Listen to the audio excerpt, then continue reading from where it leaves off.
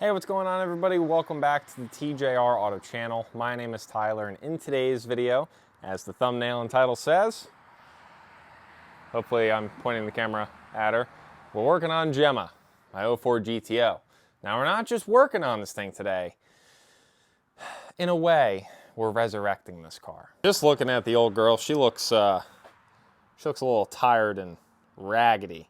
Got power steering fluid on the fender. We got bird shit all over the place. We got pollen everywhere. It's a sad sight. It's so sad to see that she's come to this. But the reason the car looks like this is because it's been sitting for a little while due to the fact that the power steering rack has a bad seal. So some of you might just say, oh, well, Tyler, pick up the $45 seal kit on Rock Auto or buy another rack. You know, you can get a KYB rack brand new from East Coast Holden Parts. That'll run you about 700 bucks, which for a discontinued part, it's actually not that bad. But I don't have 700 bucks to spend because I still own that car. So it's unfortunate. Otherwise, I probably would have balled out and got a nice rack for this thing. So instead, I'm gonna be the guinea pig, and I got a reman from Rock Auto. So in this lovely box here that got delivered today from the mailman, we have a remanufactured 04 to 06 GTO rack. And then in these two boxes, if I can open it, I got these things with those because I broke one of them, I think, when I was rebuilding the front struts, which we're also going to tackle while we're under the front end. I got 3 more PF63s because they're like $4 from Rock Auto. Meanwhile, in store, they're like 10 to 12, I think. So, good savings there. But, first things first, we need the old girl up in the air. Ah, much better.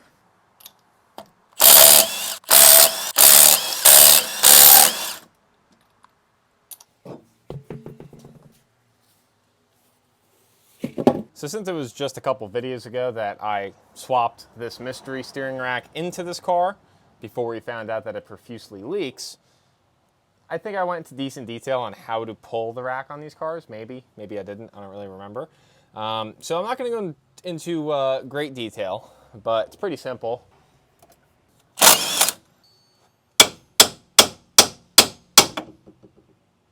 Just like that.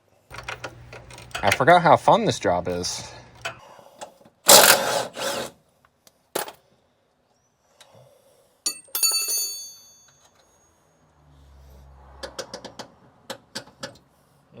Yes. I love that everything I touch is soaking wet with power steering fluid. And there's a puddle on the other side of the steering rack, well, on the floor, from the other side of the steering rack. That's great. Thank God I just swept all the pollen out of the garage just for there to be power steering fluid everywhere. Oh. Okay. It's one side. Oh, shit. The f***? What the f*** is that? The f*** did I touch?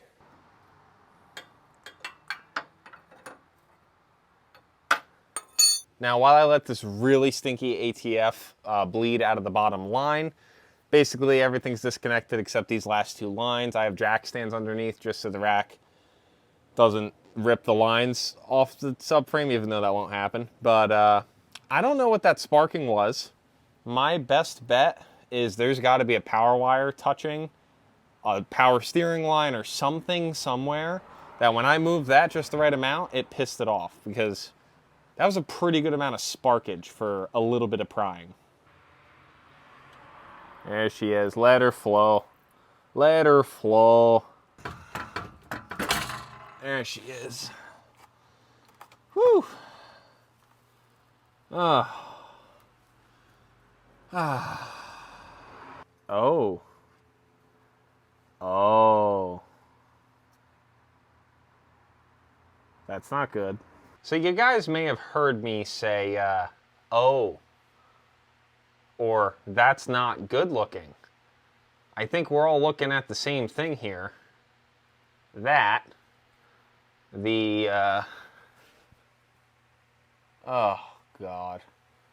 You know, Who would have thought an eBay oil pan would be biting me this far in the game? It's been so long since we put this thing in here. Granted, really haven't put too many miles on the car overall, I guess. But, ugh.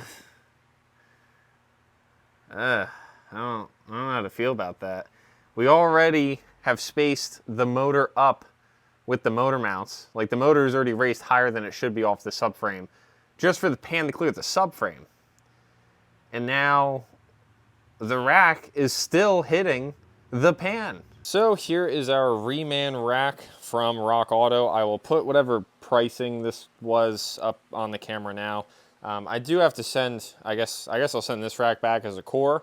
The rack that's sitting over there, which is, that rack was in this yellow car when I got it, but this rack was with the black front end when I got the front half cut thing. It's late, I'm tired, I don't know. It looks like a GTO rack, so I'm just gonna swap it in. I do think it came with O-rings and such. It did. What was the important message? Please read instructions. It's funny because there's no instructions. It came with cotter pins and the O-rings, so I guess I'll inspect the ones under the car. I don't remember if I replaced them or not. I may have already replaced them, but if they don't look good, if they look kind of flattened out, I'll put these on. If they look fine, then... And yeah, that's about that. Well, the O-rings look okay-ish, so I'm just gonna act like they're brand new. And yeah, I think I centered the rack. I think the steering wheel is centered. So we're just gonna send her home. Everything is just in such an awkward position. It really does not make this a delightful job. Well, it's been a little while, but steering rack is in. Now this thing put up a fight, and I don't remember doing, swapping this rack in. I don't remember being this annoying, but this just put up a fight the entire way. But we got both of our lines connected, all tightened up and good there. We have our linkage connected. Both of the bolts are in the rack holding it to the subframe. It is touching the oil pan, go figure. And I also did take my new tie, those were brand new tie rod ends, and they look trash, but they're brand new. Took them off this rack. I measured out where the nut, where the jam nut was sitting. So got them back basically exactly where they were-ish. We should at least be in a good enough spot that when we bolt everything back together, we're able to drive the car somewhere to get it aligned. So since I'm already at the point of being under the front end, doing the steering rack, obviously we're at the time where it would be smart to get an alignment, put the new front tires on it, and be done. But there's one thing up front that I've been putting off for a while, and that is taking both front struts back apart and flipping the little washer that is around the strut bearing or the strut bushing, whatever the hell you want to call it. I put them in backwards when I put lowering springs in this car. So we have to disassemble a lot of stuff and get those out and then take them apart and then just flip two little washers back over on each side and then put it all back together. Yay me.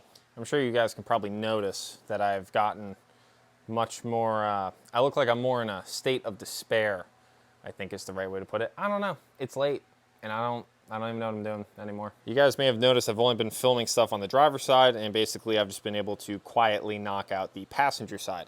So I already took the strut out, rebuilt it, put it back in, put everything together. We're all good on the passenger side.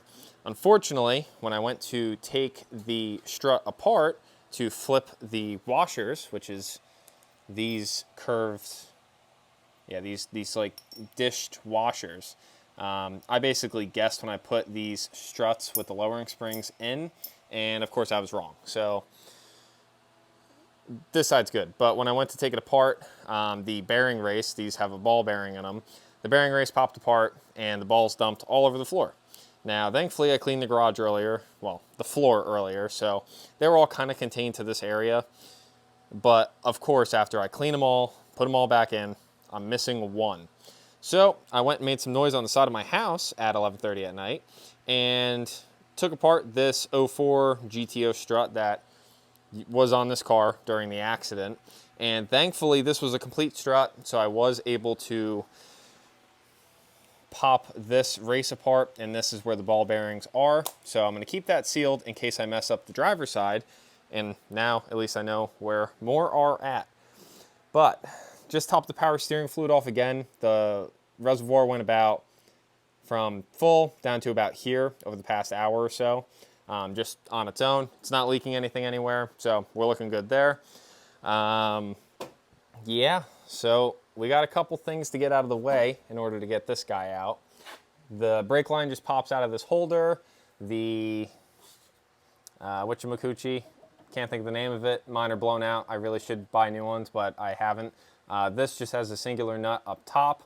We compress the suspension, that'll fall right out. And then we have to take the top caliper bracket bolt out, and then we can take these two bolts out. If you leave the caliper bracket bolt in, you can't slide out one of these bolts. I think it's the bottom one. So when you go to slide this bolt out of here, it actually hits this. So maybe this is supposed to be flipped, so the nut's on this side. I don't know, I don't care. I'm just gonna put it back the same way it is because I don't plan on being in here ever again. And then up top, we just have this huge nut that we take off. This little guy comes off, put it to the side, and then everything should just drop gently out the bottom.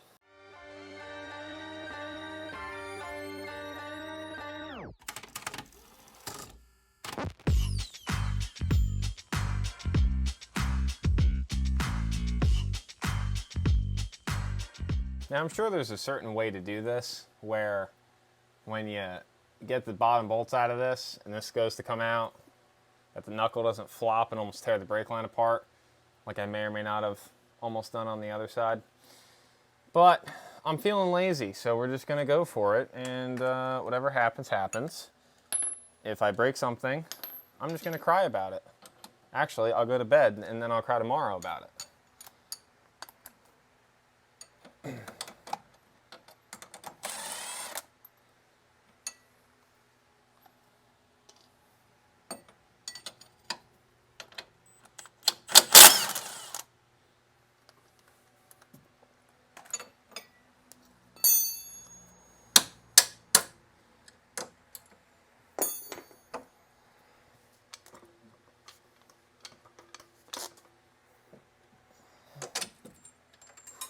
Oh, that's gone.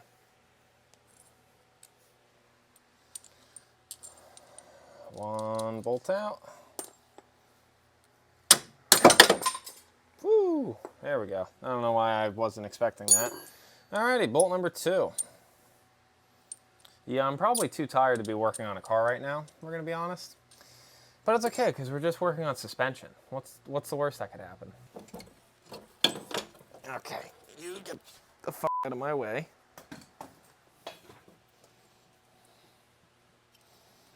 You want to tie higher. Will that help? Not really. Let's get the real lifesaver in here. No, we don't like that either.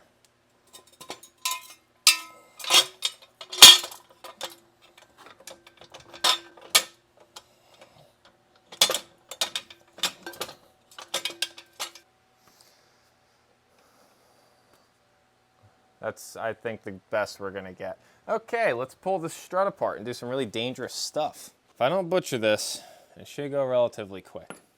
Also, I do want to say the little middle bushings that I bought, or the rubber boots, they're not the right ones. So when I return the old, horrible, broken, leaky rack, I will be returning those as well to get my like $7 a piece back or something like that.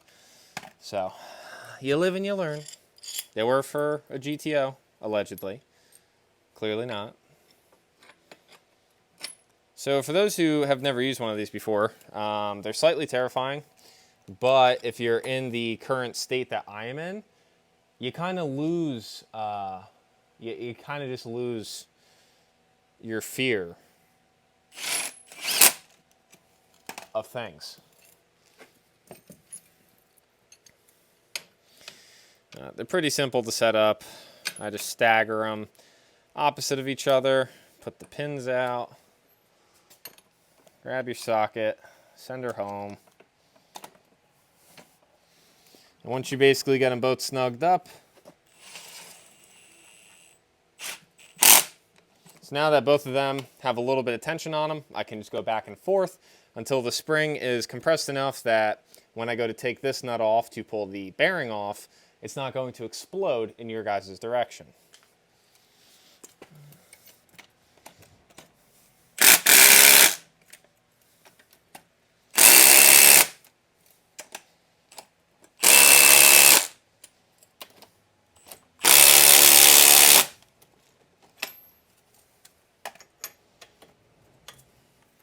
And as I'm doing this, I am keeping an eye on where the spring itself is sitting in these perches.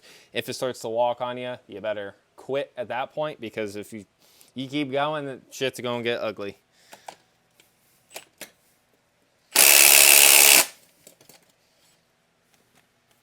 Okay, we are out plenty.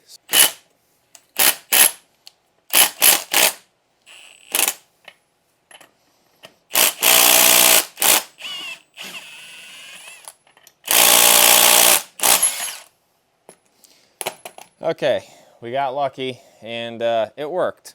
So this bearing race, funny enough, started to come out, but it stayed in one piece. So like I said, the other one split and actually dumped the bearings out of it. This one don't sound too good though, so I think I'm going to open it anyways and throw a little bit of grease in it, make sure everything's clean. But these are the washers that I put upside down. So hopefully we're in frame here. I assumed, okay, the cupped edge goes down so that it can hold these ridges. Turns out it goes like this so that it can sit on the ridges. These washers is the only reason we have these apart. Again, I was going to replace these, which didn't even fit from the new ones, and the boots themselves, which aren't even torn. I just figured if we're in here, we might as well make it pretty. So now that my washers are flipped, I'll crack the bearing open and make sure to shove a little grease in there, make sure that everybody's hunky-dory.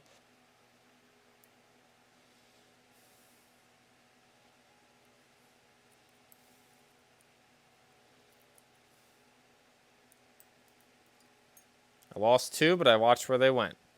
Okay, we're gonna bring this back to the ground. Okay, we got one right here. And one went over here. All right. Well, that is what the inside of this looks like. So like I said, I'm just gonna clean this up, put some more grease in it, pack her back together, and then we can slap all this back together. So I'm tired. I want to be done with this. I know I'm complaining a lot, but like the steering rack really took all the fun out of this.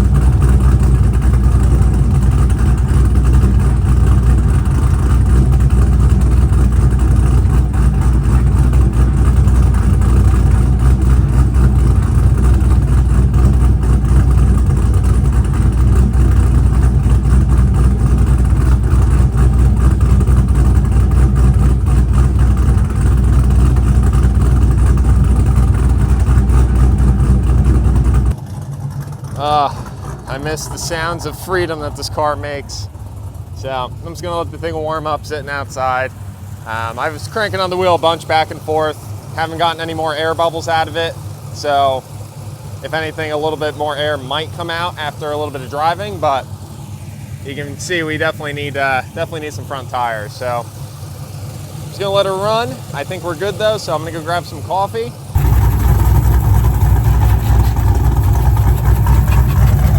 Can't be rolling around this dirty.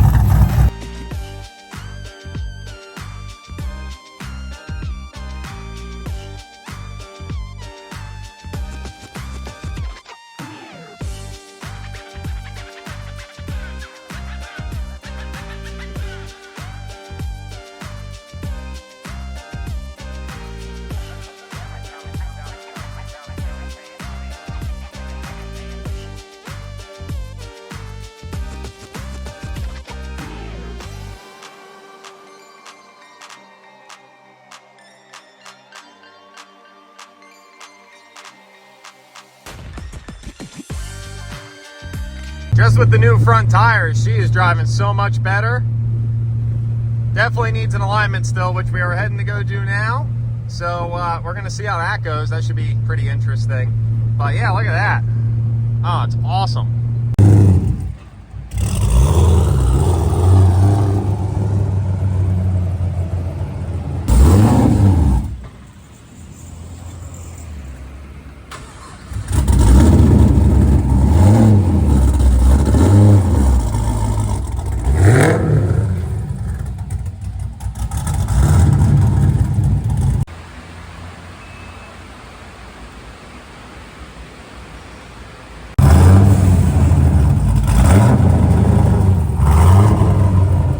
Alrighty, well, I figured the old girl is doing so good.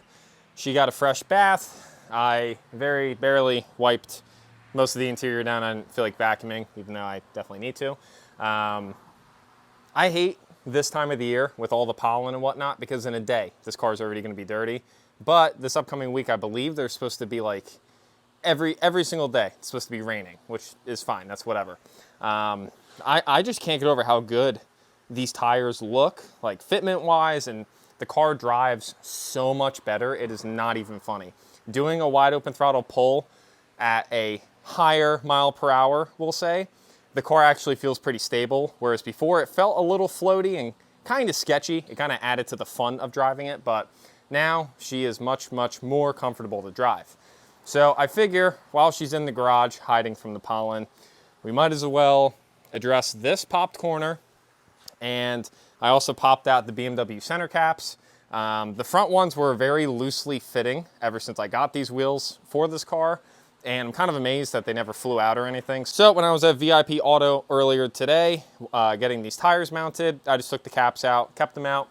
And the rear ones, I was able to take a pick and just gently get them out as well. So at some point, it would be cool to do something with these where they're not saying BMW and put them back in.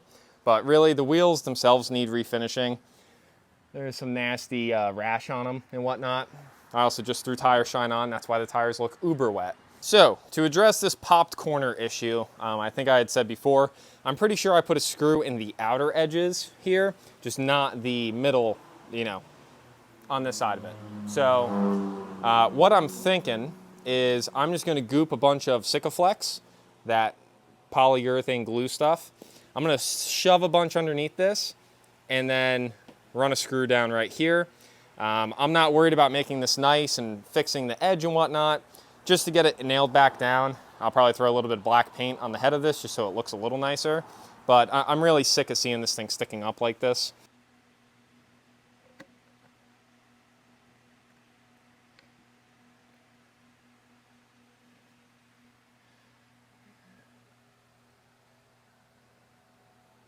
Ah. God, it's going everywhere.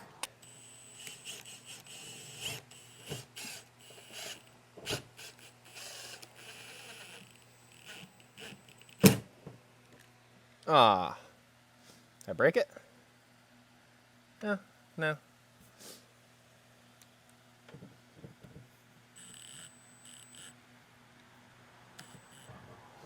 All right, I can live with that. So now, just gotta wipe up, try to get this excess up.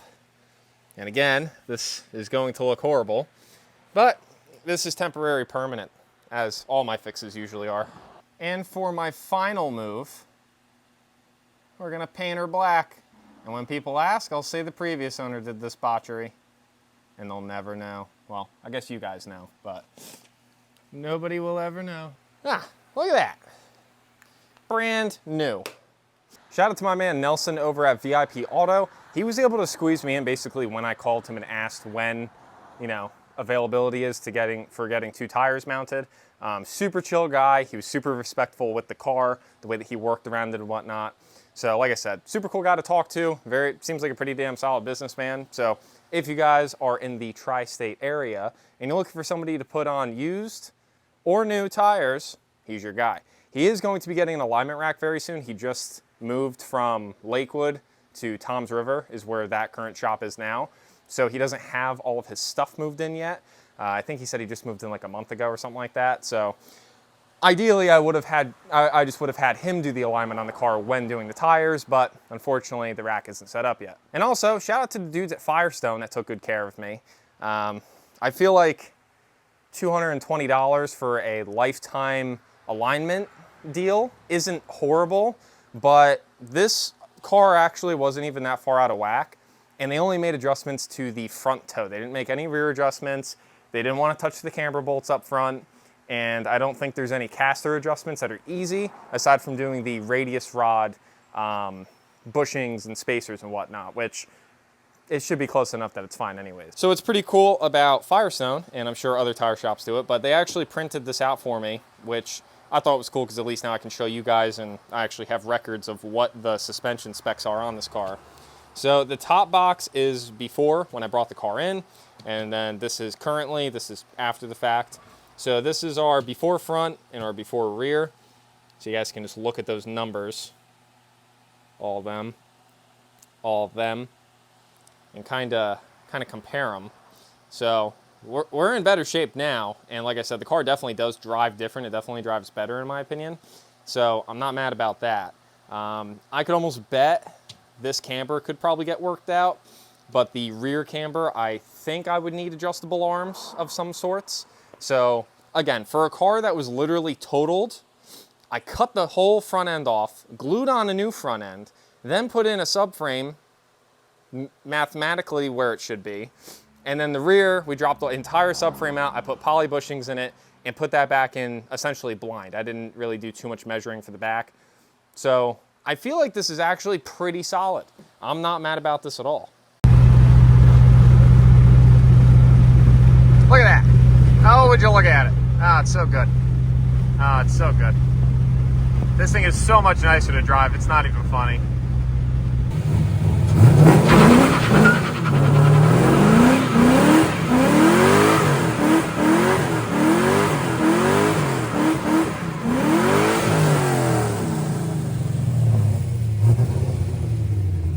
Alrighty guys, well that is going to be a wrap on today's video of working on Gemma the GTO. Now I did all the front end work about a week ago and I've been daily driving the car, putting as many miles on it as I possibly can, did quite a few highway miles as well, and I have 0 complaints. So far the reman rack is holding up awesome, the alignment still feels great, the car still drives straight down the road for the most part, and I just cannot get over how much better these front tires look and feel. Feeling is a pretty good part of it, but just the looks wise, it fills the tire well just a little bit more, just enough that I really like how these rims look. So definitely gotta get some different meats on the rear. I'm almost thinking of doing an identical size tire all the way around. So that's a 245 40 18.